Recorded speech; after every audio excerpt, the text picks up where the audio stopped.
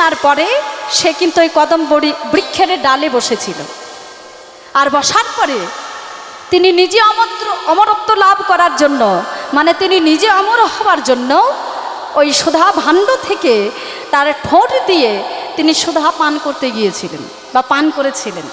হ্যাঁ, ওই যে ঠোঁটে লেগেছিল সুধা অমিয়, তো সেই সুধা ঠোঁটে লেগে কিন্তু ওই কদম্ব বৃক্ষে পড়েছিল বা লেগেছিল।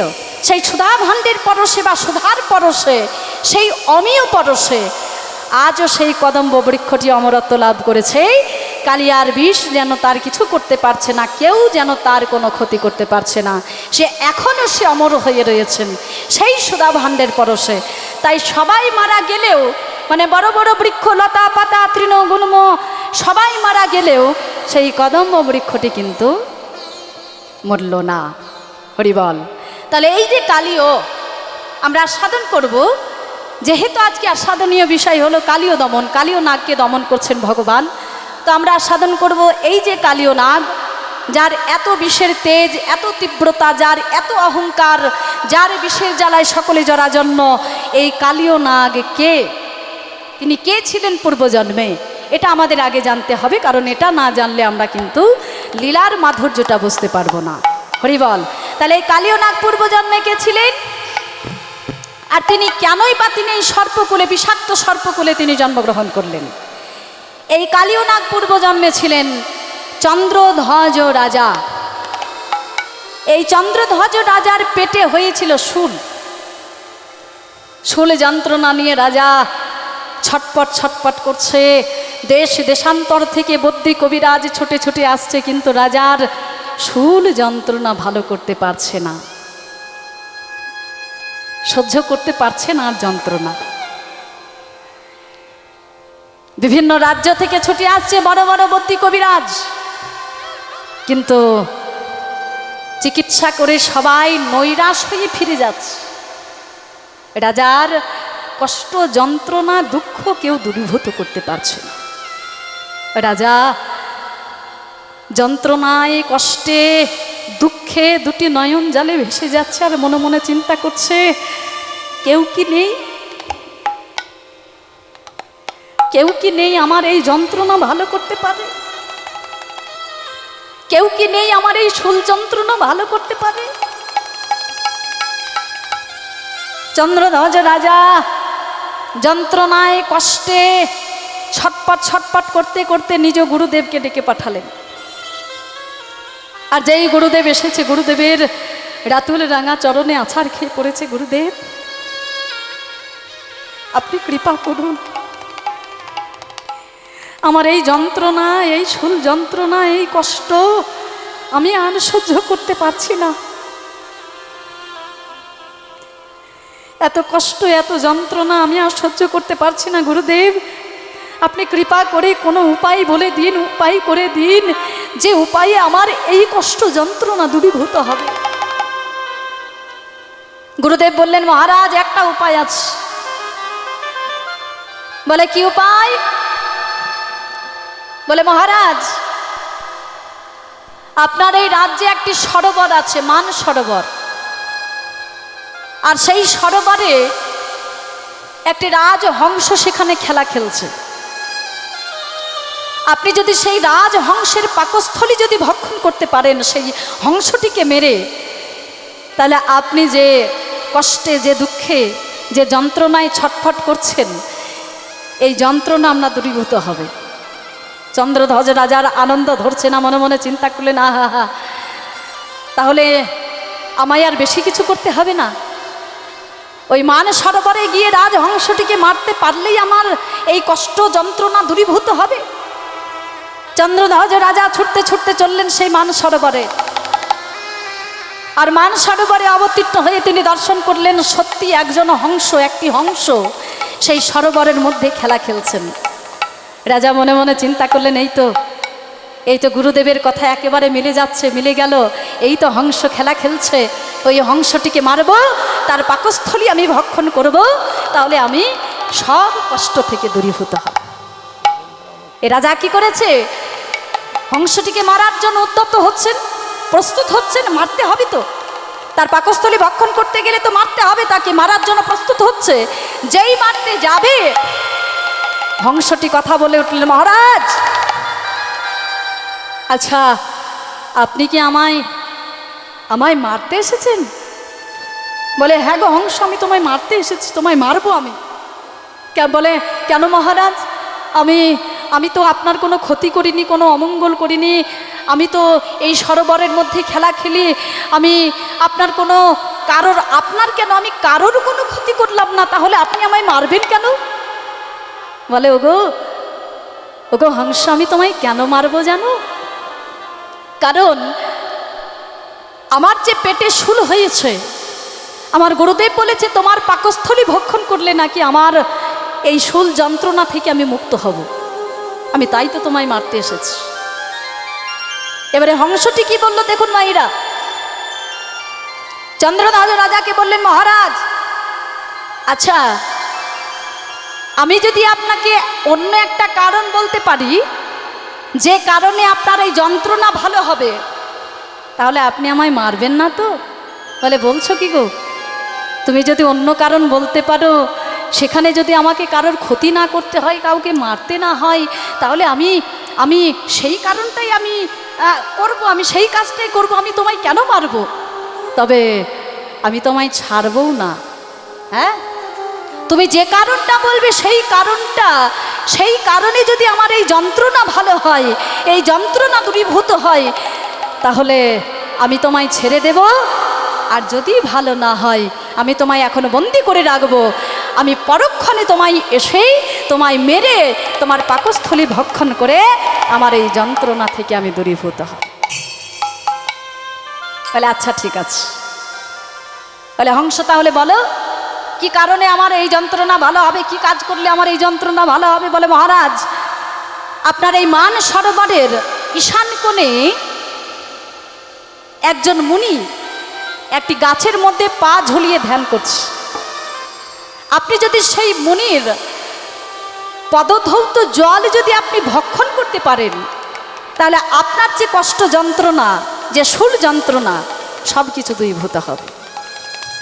চন্দ্রধ্বজ রাজার আনন্দ ধরছে না, মনে মনে চিন্তা করলেন আহা, আমি তাহলে একজন মুনির পদধৌত জল পান করলে আমার এই যন্ত্রণা ভালো হয়ে যাবে? তাহলে আমাকে কাউকে হত্যা করতে হবে না, জীব হত্যা করতে হবে না। বাবা মনের আনন্দে একটা পাত্রে জল নিলেন, মানে ওই মান সরোবরের জল পাত্রে নিয়ে মাথায় করে নিয়ে চললেন সেই ঈশান কোণে। আর সেখানে অবতীর্ণ হয়ে চন্দ্রধ্বজ রাজা দর্শন করলেন যে সত্যি একজন মুনি একটি গাছের মধ্যে পা ঝুলিয়ে ধ্যান করছে। চন্দ্রধ্বজ রাজা সেই মুনির কাছে গেলেন, আর মুনির কাছে গিয়ে করজোরে মিনতি করছে, মুনিবর আমি আপনার কাছে বড় আশা নিয়ে এসেছি। আমার যে পেটে শূল হয়েছে, আমায় একজন বলেছে আপনার চরণ ধৌত জল পান করলে আমি আমার এই যন্ত্রণা থেকে মুক্ত হব। মুনিবর এই কষ্ট, এই যন্ত্রণা আমি আর সহ্য করতে পারছি না। মুনিবর আপনি যদি কৃপা করে দুখানি চরণ নয়, আপনি যদি কৃপা করে আপনার একখানি চরণ আপনি যদি বাড়িয়ে দিতেন, তাহলে আপনার ওই চরণ ধৌত করে, সেই চরণ ধৌত জল পান করে আমি আমার এই যন্ত্রণা থেকে আমি মুক্ত হতাম। মুনিবর আপনি কৃপা করুন, আপনি কৃপা করে আপনার একখানি চরণ আপনি বাড়িয়ে দিন। চন্দ্রধ্বজ রাজার কথা মতো সেই মুনি কি করলো, গাছের মধ্যে পা ঝুলিয়েছিল তো, তাড়াতাড়ি করেই একখানা পা বাড়িয়ে দিয়েছে। আর যেই একখানা পা বাড়িয়ে দিয়েছে, চন্দ্রধ্বজ রাজা দর্শন করলেন সেই চরণে, সেই পায়ে, সারা পায়ে ঘা ঠিক করছে, সেই ঘায়ে পোকা হয়ে গেছে, পোকা গিলগিল করছে। চন্দ্রধ্বজ রাজা মনে মনে চিন্তা করলেন আমি চরণ ধৌত করব বটে, কিন্তু আমি জল পান করব কেমন করে? আমি তো জল পানে রুচি করতে পারবো না। ঘৃণা করলেন, অবজ্ঞা করলেন, অবহেলা করলেন চন্দ্রধ্বজ রাজা। এবারে যেই চরণ ধৌত করতে পারলেন না, সেই মুনিবারকে বললেন, মুনিবার আমি আপনার এই চরণখানি আমি ধৌত করতে পারছি না। মুনিবার আপনি যদি কৃপা করে আপনার ওই বাকি আর একখানি চরণ যদি আপনি বাড়িয়ে দিতেন তাহলে মনে বড় শান্তি পেতাম। এ রাজার কথা মতো সেই মুনি কি করলো, তাড়াতাড়ি করে আর একখানা পা বাড়িয়ে দিল। আর যেই পা বাড়িয়েছে, চন্দ্রধ্বজ রাজা দর্শন করলেন সেই পায়ে কুষ্ঠ, সেই কুষ্ঠ আবার সেই কুষ্ঠের মধ্যে পোকা হয়ে গেছে, পোকা গিলগিল করছে, রক্ত পৌঁছে ঝরে ঝরে পড়ছে। চন্দ্রধ্বজ রাজা মনে মনে চিন্তা করলেন, তাই তো, আমি যদি এখন চরণ ধৌত না করি তাহলে মুনি আমাকে অভিশাপ করবে। তাই বাধ্যতায় মুনির পদ ধৌত করলেন বটে চন্দ্রধ্বজ রাজা, কিন্তু সেই চরণ ধৌত জল পানে রুচি করতে পারলেন না, পান করতে পারলেন না। তবে এখানে আরেকটি কথা, যে পান করতে পারলেন না বলে ঘৃণা করলে, দেখুন মাইরা, আমরা যদি কোনো কিছুকে ঘৃণা করি সেটা কি করি, আমাদের কাছ থেকে দূর করে দিই, তাই না? হ্যাঁ, ঘৃণা করলে সেই ঘৃণার বস্তুটিকে আমরা নিজের কাছ থেকে দূর করে দিই, হ্যাঁ যা সরে যা। বা যদি কোনো ঘৃণা বস্তু আমাদের কাছে থাকে সেটা কি করে আমরা ফেলে দিই, কিন্তু চন্দ্রধ্বজ রাজা সেটা করলেন না, ফেলে দিলেন না। যে চরণ ধৌত জল কি করলেন, ফেলে না দিয়ে সেই পাত্রখানে মাথায় নিয়ে চন্দ্রধ্বজ রাজা ঘরে ফিরলেন। আর ঘরে ফিরে কি করলেন, ঠাকুর ঘরে গিয়ে সেই চরণ ধৌত জল রেখে দিলেন। মনের দুঃখে বাইরে বসে রয়েছেন। আর ঠিক এমন সময় রাজার দুইজন পত্নী ছিল, সেই দুইজন পত্নী যেই ঠাকুর ঘরে গেল, দেখলো একটা পাত্রের মধ্যে একটুখানি জল রয়েছে। রাজা দুইজন পত্নী মনে মনে চিন্তা করলেন যে আমাদের মহারাজ তো বড় দুঃখে আছে, কষ্টে আছে, তাই হয়তো কোনো মন্দিরে গিয়েছিল, সেখান থেকে হয়তো চরণামৃত নিয়ে এসেছেন। তাই রাজার দুইজন পত্নী তারা কি করলেন, সেই চরণ ধৌত জল, সেই চরণামৃত, সেই মুনির পদ ধৌত জল কোনো দেবতার পদ ধৌত মানে চরণামৃত হিসাবে দুইজন পত্নী তারা ভাগ ভাগ করে তারা পান করল। তাহলে চন্দ্রধ্বজ রাজা অবহেলা করলো, অবজ্ঞা করলো, সেই মুনি কি করলো, প্রধান্বিত হয়ে সেই চন্দ্রধ্বজ রাজার সম্মুখে অবতীর্ণ হলো। রাজন, আপনি আমার পদ ধৌত করলেন বটে, কিন্তু জল পানে রুচি করতে পারলেন না। আপনি করলেন আমায় অবহেলা, করলেন আমায় অবজ্ঞা, আমি দিলাম আপনাকে অভিশাপ, আপনি পরজন্মে সর্পকুলে জন্মগ্রহণ করবে। আর যেই এই কথা বললেন, যেই অভিশাপ করলেন, চন্দ্রধ্বজ রাজা দুটি নয়ন জলে ভেসে যাচ্ছে। মুনিবার, আপনি আমায় এত বড় অভিশাপ করলেন? বলে, হ্যাঁ, এতেও শেষ নয়।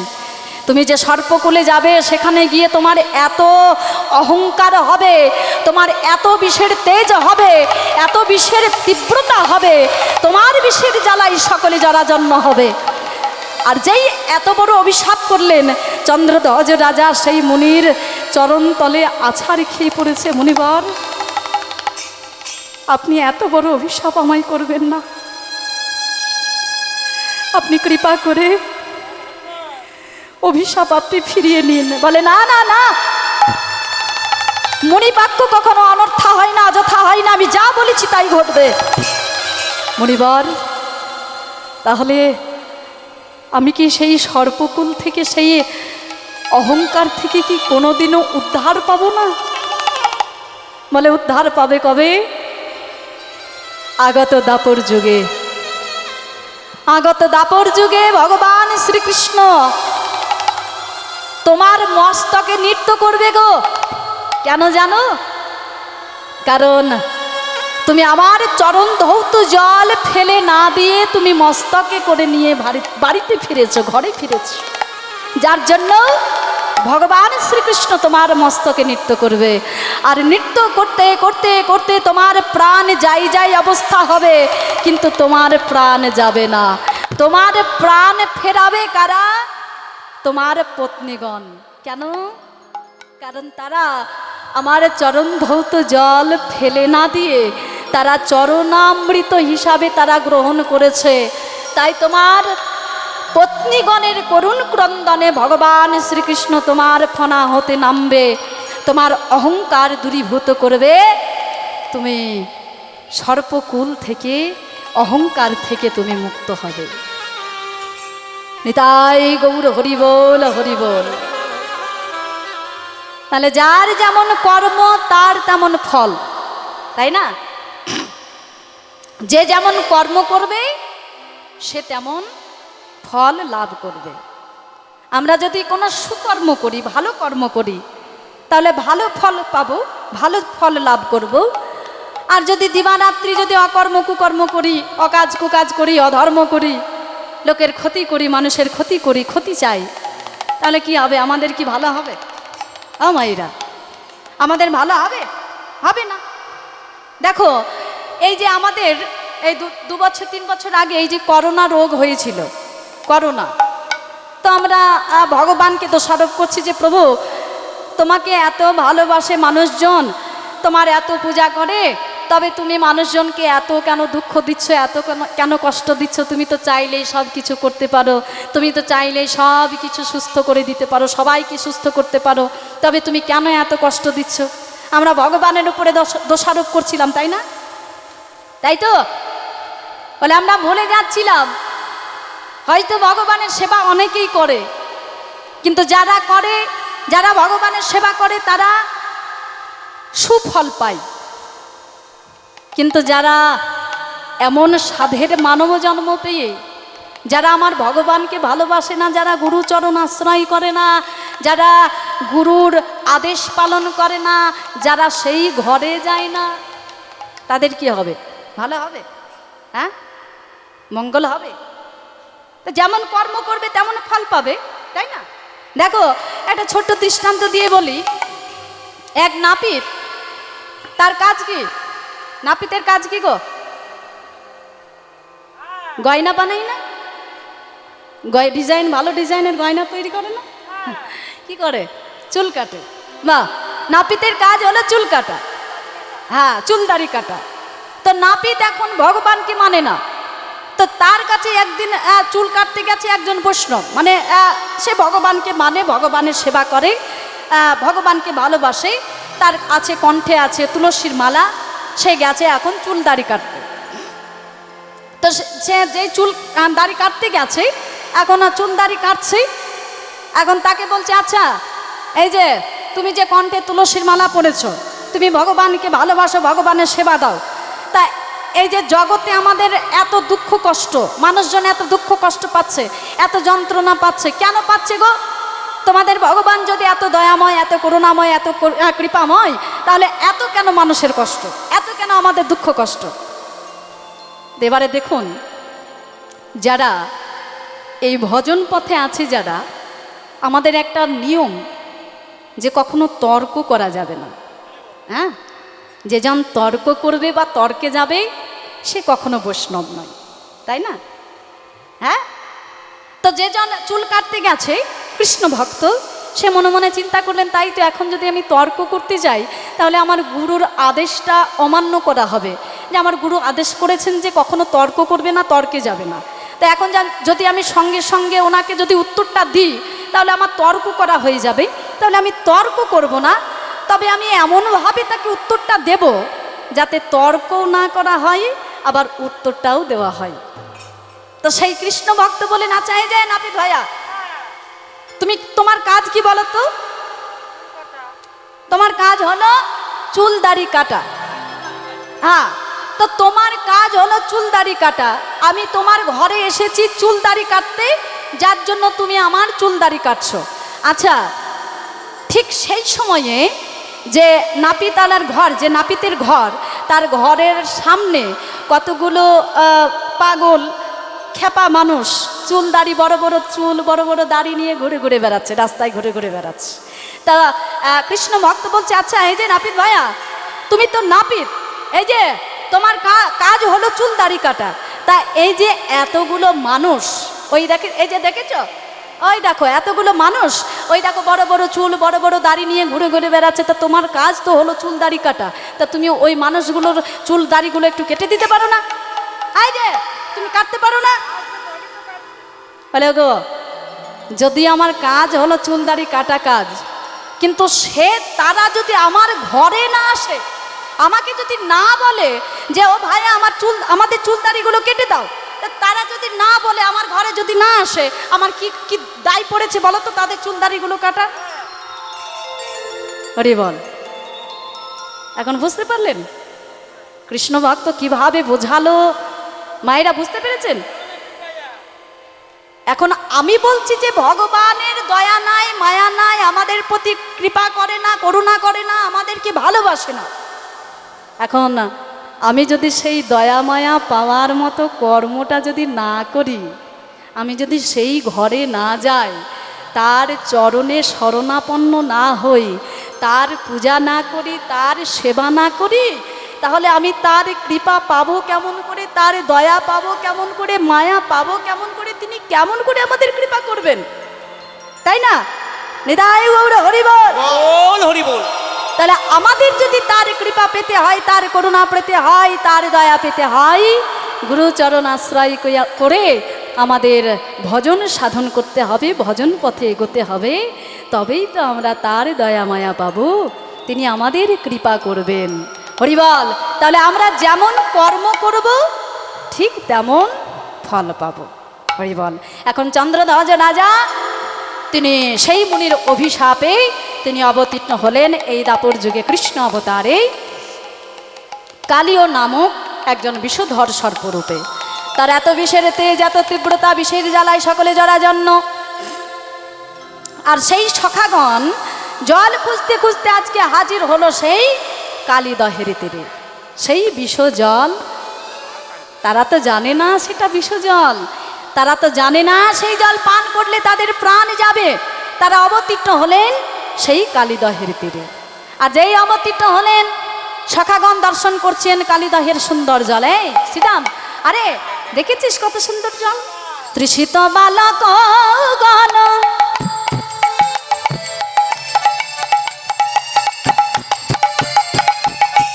দেখিস স্নিগ্ধ জীবন, তৃষিত বালক গান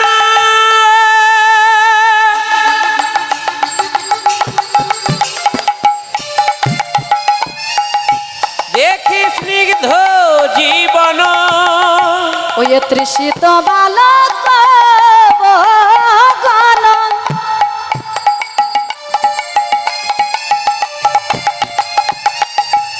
ওই দেখিস স্নিগ্ধ জীবন, তৃষিত বালক গান দেখি স্নিগ্ধ জীবন। তারা পান করে অঞ্জলি অঞ্জলি, তারা পান করে অঞ্জলি অঞ্জলি, তারা পান করে অঞ্জলি অঞ্জলি। সমস্ত সখাগণ কালীদহের তীরে অবতীর্ণ হয়ে দর্শন করলেন। তৃষিত বালকগণ দেখি স্নিগ্ধ জীবন। তৃষিত মানে তৃষ্ণার্ত, মানে সখাগণ তারা তো জল পান করবে বলে তৃষ্ণায় কাতর হয়ে তারা গিয়েছিল কালীদহের তীরে। তারা তৃষিত বালকগণ মানে সখাগণ দেখি স্নিগ্ধ, স্নিগ্ধ মানে সুন্দর, স্বচ্ছ, অতি সুন্দর জল। হ্যাঁ, যেন জলের মধ্যে যেন নিজেদের বদনগুলো দেখা যাচ্ছে, এত সুন্দর জল। তাহলে তৃষিত বালকগণ দেখি স্নিগ্ধ জীবন পান করে অঞ্জলি অঞ্জলি। এখানে কিন্তু প্রাণ নয়, পান, পানীয়। তারা পান করলো জল, তারা পান করলো, পান করে অঞ্জলি অঞ্জলি। তারা সবে পান করিল, তারা সবে পান করিল, তারা সবে পান করিল, তারা সবে পান করিল। কালীদহের বিষ জল তারা সবে পান করিল, ওই কালীদহের বিষ জল তারা অঞ্জলি অঞ্জলি করি, কালীদহের বিষ জল তারা অঞ্জলি অঞ্জলি হরি, কালীদহের বিষ জল তারা সবে পান করিল, ও পান